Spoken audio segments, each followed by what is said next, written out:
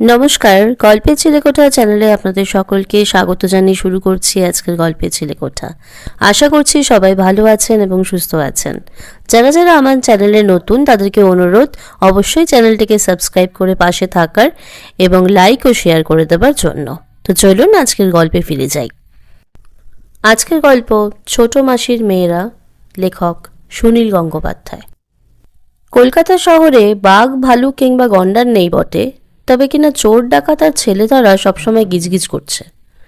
আমার ছোট মাসির কাছে তাই এই শহরটাও গভীর জঙ্গলের মতন, সবসময় সাবধানে থাকতে হবে। ছোট মাসির দুই মেয়ে, রুমু আর ঝুমু। ওদের আরও দুটো বেশ ভালো ভালো নাম আছে বটে, কিন্তু সে দুটো বেশ শক্ত। রুমু ঝুমু নামেই সবাই চেনে। ছোট মাসি তাদের এক মিনিটের জন্য চোখের আড়াল করেন না, নেহাত স্কুলের সময়টুকু ছাড়া।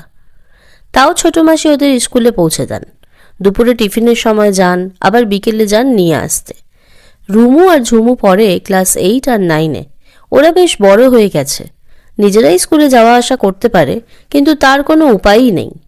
ছোট মাসি সব সময় ওদের পাহারা দিয়ে রাখতে চান। যে আমি একদিন বলেছিলাম, এই তো বাড়ির কাছেই স্কুল, ওরা তো হেঁটেই চলে আসতে পারে, কত ছেলে মেয়ে আসে। ছোট মাসি চোখ গোল গোল করে বললেন, আর যদি ছেলে ধরা ওদের ধরে নিয়ে যায়? ওপাশের পার্কটায় কয়েকটা বিচ্ছিরি চেহারার লোক বসে থাকে, দেখলেই আমার কীরকম যেন সন্দেহ হয়। আমি বললাম, ছেলে ধরা ওদের ধরবে কেন, ওরা তো ছেলে নয়। ছোট মাসি তখন এক ধমক দিলেন, তুই চুপ কর, তুই কিছু বুঝিস না। টিফিনের সময় গিয়ে ছোট মাসি কড়া নজর রাখেন ওরা যাতে কোনো রকমে ফুচকা বা ঝালমুড়ি না খেয়ে ফেলে।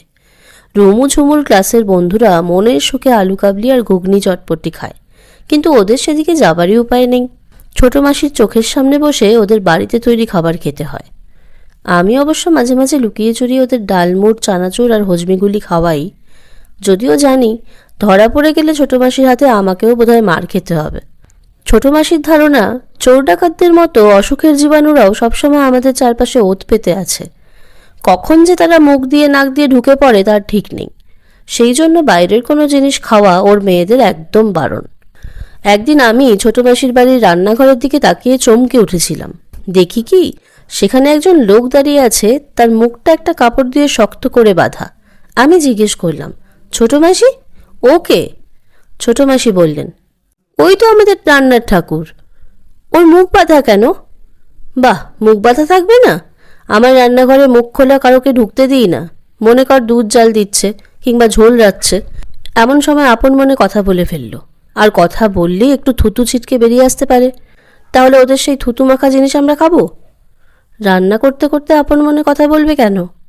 যদি বলে, হঠাৎ বলে ফেলতেও তো পারে। আমি হাসতে হাসতে বললাম, আমরা কথা বলার সময় তো থুতু বেরোয় না।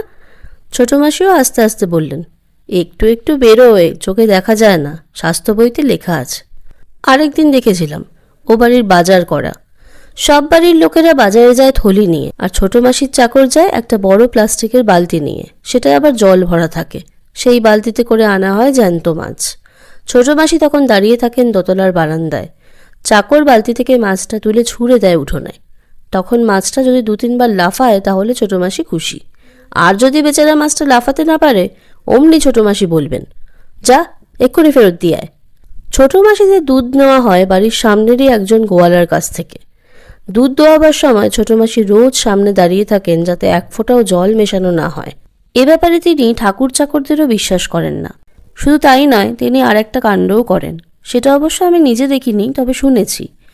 দুধ দোয়াবার আগে নাকি ছোট মাসি রোজ সেই গরুকে 10খানা জেরুসিল ট্যাবলেট গুঁড়ো করে খাইয়ে দেন।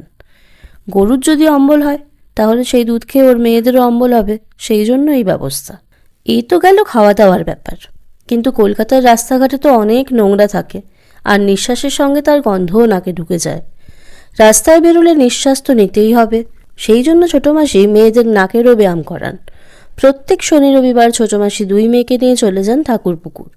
সেখানে ওদের আরেকটা চমৎকার বাড়ি আছে, সাদা রঙের 3তলা বাড়ি, মস্ত বড় বাগান, সবটাই উঁচু দেওয়াল দিয়ে ঘেরা। একদিকের দেওয়ালের পাশে একটা ছোট্ট পুকুর। এখানে থাকেন রুমু ঝুমুর দাদু আর দিদিমা। এখানে ছোট মাসি মেয়েদের নিয়ে আসেন টাটকা হাওয়া খাওয়াতে।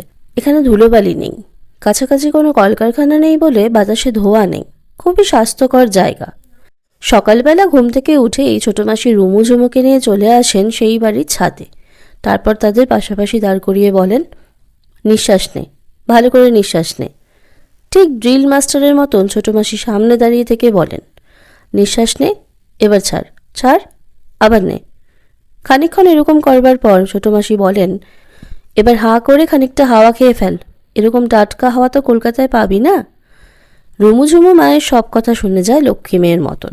ওরা বুঝে গেছে প্রতিবাদ করে কোনো লাভ নেই। ছোটো মাসির মনটা বড্ড নরম, কেউ ওর কথায় কোনোদিন প্রতিবাদ করলেই উনি অমনি কেঁদে ফেলেন। এত সব করেও রুমুঝুমুর চেহারা বেশ সুন্দর হয়েছে, পড়াশোনাতেও ওরা ভালো। ছোটো মাসির এরকম বাড়াবাড়ি দেখে আমরা মাঝে মাঝে হাসাহাসি করি বটে, তাতে কিন্তু ছোটো মাসি চটে যান না, নিজেও হেসে ফেলে বলেন, তবুও দেখ না, এত সাবধানে থেকেও কি সবসময় ভালো জিনিস পাওয়ার উপায় আছে? সেদিন ওদের খাওয়ার জন্য খুব বেছে বেছে ছোলা ভিজিয়ে দিলুম, তারপর ম্যাগনিফাইং গ্লাস দিয়ে দেখি কি একটা ছোলা পোকায় ফুটো করা। একদিন আমি ছোটো মাসিদের বাড়িতে দুপুরে বেড়াতে গেছি। ছোটো মাসি তখন স্নান করছিলেন। বাথরুম থেকে যখন বেরিয়ে এলেন তখন তার চোখ দুটি কপালে উঠে গেছে, মুখে দারুণ ভয়ের চিহ্ন। আমি ভয় পেয়ে গিয়ে জিজ্ঞেস করলাম, কি হলো? ছোটো মাসি বললেন, হঠাৎ একটা কথা মনে পড়ে গেল, আর তারপরেই যা বুকটা কাঁপতে লাগলো। কি কথা? তুই জানিস পৃথিবীর 3 ভাগ জল আর 1 ভাগ স্থল? আমি আকাশ থেকে পড়লাম, এটা আবার একটা নতুন কথা নাকি? এতে ভয় পাবারই বা কি আছে? আমি বললাম, তাতে কি হয়েছে? ছোটো মাসি বললেন, পৃথিবীর 3 ভাগ জল, এটা আগে খেয়াল করিনি। তার মানে আমার মেয়েরা তো কখনো না কখনো জলের ধারে যাবেই। এদিকে আমি ওদের সাঁতার শেখাইনি, ওরা ডুবে যাবে যে, কালই যদি ডুবে যায়। আমি হাসতে লাগলাম। ছোটো মাসি বললেন, ধর ওরা লেখাপড়ায় খুব ভালো হলো, তারপর বিলেত আমেরিকায় গেল। আমি বললাম, তা তো যেতেই পারে। তখন সমুদ্র পেরিয়ে যেতে হবে। মনে কর সমুদ্রের ওপর দিয়ে প্লেন যাচ্ছে, হঠাৎ প্লেনটা ভেঙে গেল আর ওরা সমুদ্রে গিয়ে পড়বে। তখন যদি সাঁতার না জানে, ওরে বাবা, কি সাংঘাতিক ব্যাপার হবে। বালাই 60, ওদের প্লেন কেন ভাঙবে? তবে যদি প্লেন ভেঙেই যায় তখন অত উঁচু থেকে সমুদ্রে পড়লে প্যারাশুট থাকবে তো, প্লেনে প্যারাশুট থাকে না? প্যারাশুটে করে জলে নামবে, তারপর তো সাঁতার জানতে হবে। আমি কল্পনা করতে লাগলুম প্লেন থেকে প্যারাশুট নিয়ে আমাদের রুমু আর ঝুমু নামছে আটলান্টিক মহাসাগরে, তারপর জলপরীদের মতন সাঁতার কাটতে লাগলো। যদি জাহাজে করে যায়, জাহাজও তো ফুটো হয়ে যেতে পারে। তা তো বটেই।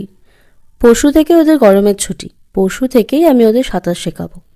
ঠিক আছে, আমিই সাঁতার শিখিয়ে দেবো ওদের। তুই সাঁতার শেখাবি? কোথায়? কেন, গঙ্গায়? গঙ্গায়? সাঁতার না শিখিয়ে কেউ গঙ্গায় নামে? রোজ কত লোক ডুবে যায়। তাহলে বালিগঞ্জের লেকে? ধুত, ওখানে এক গাদা লোক সাঁতার কাটে, কত রকম নোংরা থাকে জলে। ছোটো মাসি উঠে পড়ে লেগে গেলেন তার 2 মেয়ে সাঁতার শেখাবার ব্যবস্থা করতে। যে কোনো জায়গায় তো ছোটো মাসি মেয়েদের সাঁতার শেখাতে রাজি হতে পারেন না।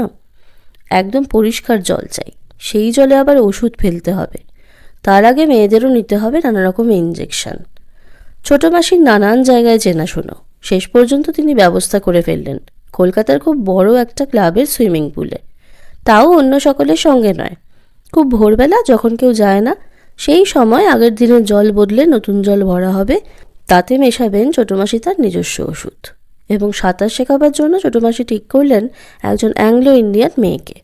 ছোটো মাসির ধারণা যারা ইংরেজি বলে তারা খুব পরিষ্কার পরিচ্ছন্ন হয়। কিন্তু আশ্চর্যের ব্যাপার, রুমু ঝুমু এর আগে কখনো মায়ের কথার অবাধ্য না হলেও সাঁতার শিখতে রাজি হলো না। দুজনেই বলল জলে নামতে ওদের ভয় করে। এদিকে ছোটো মাসি একটা জিনিস ধরলে কিছুতেই সেটা মাঝপথে ছাড়েন না। ওদের কত করে বোঝালেন, গায়ে মাথায় হাত বুলিয়ে বললেন, এত ভয় কিসের? দেখবি একদিন দুদিন নামলেই ভয় কেটে যাবে, ভালো ট্রেনার থাকবে, দরকার হলে আমি জলে ঝাঁপিয়ে পড়ব। মেয়েরা তবু শুনতে চায় না, কাছুমাচু মুখ করে বলতে লাগলো, এবছর না, পরের বছর, সব ব্যবস্থা ঠিকঠাক। এখন মেয়েরা রাজি না হলে কি চলে? কত কষ্ট করে ছোটো মাসি সেই ক্লাবের লোকদের রাজি করিয়েছেন আলাদা ব্যবস্থা করবার জন্য। সুতরাং ছোটো মাসি কাঁদতে শুরু করলেন।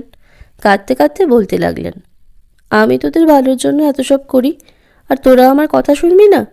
সাঁতার না শিখলে কবে হঠাৎ ডুবে যাবি? পৃথিবীর 3 ভাগ জল 1 ভাগ স্থল। সুতরাং শেষ পর্যন্ত রুমুঝুমুকে রাজি হতেই হলো। যেদিন প্রথম সাঁতার শিখতে যাওয়া হবে সেদিন আমিও ভোরবেলা গিয়ে হাজির হলাম। ওদের উৎসাহ দিতে হবে তো। রুমুঝুমুর মুখ চোখে খুব ভয় ভয় ভাব। তখনও বলছে, মা, আজ না গেলে হয় না, বড্ড ভয় করছে। ছোট মাসি খুব নরম গলায় বললেন, দেখিস, কোনো ভয় নেই, আমি তো পাশেই থাকবো। সেই ক্লাবে গিয়ে সুইমিং পুলের কাছে দাঁড়িয়ে রুমু আর ঝুমু এই ওর মুখে তাকিয়ে হঠাৎ হি হি করে হেসে উঠল। ওদের ট্রেনার মেয়েটি জলে নেমে দাঁড়িয়ে আছে। সে অবাক, আমরা আরও বেশি অবাক। ভয়ের চোখে রুমু ঝুমুর মাথা খারাপ হয়ে গেল নাকি? ছোট মাসি বললেন, ওমা, তোরা ওরকম করছিস কেন? ভয় নেই, ভয় নেই। ওরা আরও জোরে হেসে উঠল। ছোট মাসি বললেন, থাক থাক, ভয় পাচ্ছে, ওদের নামতে হবে না। রুমু আর ঝুমু অমনি লাফিয়ে পড়ল জলে। ছোট মাসি আঁতকে উঠলেন যেন। তারপরে দেখলাম একটা মজার দৃশ্য। ট্রেনার মেয়েটি ওদের দুজনকে ধরতে আসতেই ওরা পাশ কাটিয়ে ঝপাস ঝপাস করে সাঁতার কেটে দূরে চলে গেল, খুব পাকা সাঁতারুর মতন। অ্যাংলো ইন্ডিয়ান মেয়েটিও হেসে উঠল। ছোট মাসি প্রথমটায় ঠিক বুঝতে পারেননি। তিনি ভ্যাবাচাকা খেয়ে জিজ্ঞেস করলেন, কি হলো, মেয়েটি হাসছে কেন? আমি বললাম, ওর বোধহয় খুব হাসি খুশি স্বভাব। তারপর ছোট মাসি বললেন, ওরা অত দূরে চলে গেল কি করে? সাঁতার না জেনেও সাঁতার কাটছে? আমি বললাম, তোমারই মেয়ে তো, তুমি খুব ভালো সাঁতার জানো, তাই ওদের আর শেখার দরকার হয়নি। রুমু ঝুমু এই সময় টুপ করে ডুবে গেল, আর ওঠেই না, ওঠেই না। তখন ছোট মাসি খুব ভয় পেয়ে নিজেই শাড়ি টাড়ি পরা অবস্থায় জলে লাফিয়ে পড়তে যাচ্ছিলেন। আমি ওর হাত টেনে ধরলাম। রুমু ঝুমু ডুব সাঁতার কেটে অনেক দূরে গিয়ে ভুস করে আবার মাথা তুলল। এবারে ছোট মাসি বুঝলেন, গালে হাত দিয়ে বললেন, ওমা, ওরা সাঁতার জানে? এই, তোরা কোথায় সাঁতার শিখলি? কবে শিখলি? রুমু ঝুমু চিৎ সাঁতার কাটতে কাটতে উত্তর দিল, ঠাকুর পুকুরে। ছোট মাসি আরও অবাক হয়ে বললেন, ঠাকুর পুকুরে ওরা কোথায় সাঁতার শিখল? আমি বললাম, ঠাকুর পুকুর নাম যখন, নিশ্চয়ই সেখানে অনেক পুকুর আছে। ছোট মাসি বললেন, পুকুর কোথায়? আমাদের ঠাকুর পুকুরের বাড়িতে একটা নোংরা ডোবা আছে, সেটা তো পানায় ভরা, কেউ নামে না। রুমু ঝুমু বলল, আমরা সেটাতেই সাঁতার শিখেছি। কে শেখালো? কেউ শেখায়নি, নিজে নিজে। ছোট মাসি ধপাস করে একটা বেঞ্চির ওপরে বসে পড়ে বললেন, হায় হায়, কি হবে, একা একা সাঁতার শেখা কি সাংঘাতিক কথা। আর ওই বিচ্ছিরি নোংরা পুকুর, কতকাল ওর জল পরিষ্কার করা হয় না, সেটাতে নেমেছে আমার মেয়েরা, ওরা বেঁচে আছে কি করে? হ্যাঁ রে নীলু, কি হলো বলতো? আমি বললাম, সত্যিই তো, ওরা বেঁচে আছে কি করে? খুবই আশ্চর্যের ব্যাপার। রুমু ঝুমু তখন মনের আনন্দে জল তোলপাড় করে সাঁতার কাটছে। আজ ছিল একটি মজার গল্প। আশা করছি আপনাদের এই মজার গল্পটি অবশ্যই ভালো লাগবে। যদি এই গল্পটি আপনাদের ভালো লেগে থাকে তাহলে অবশ্যই আমার চ্যানেলটিকে সাবস্ক্রাইব করবার অনুরোধ রইল এবং লাইক ও শেয়ার করে দেবেন। ধন্যবাদ।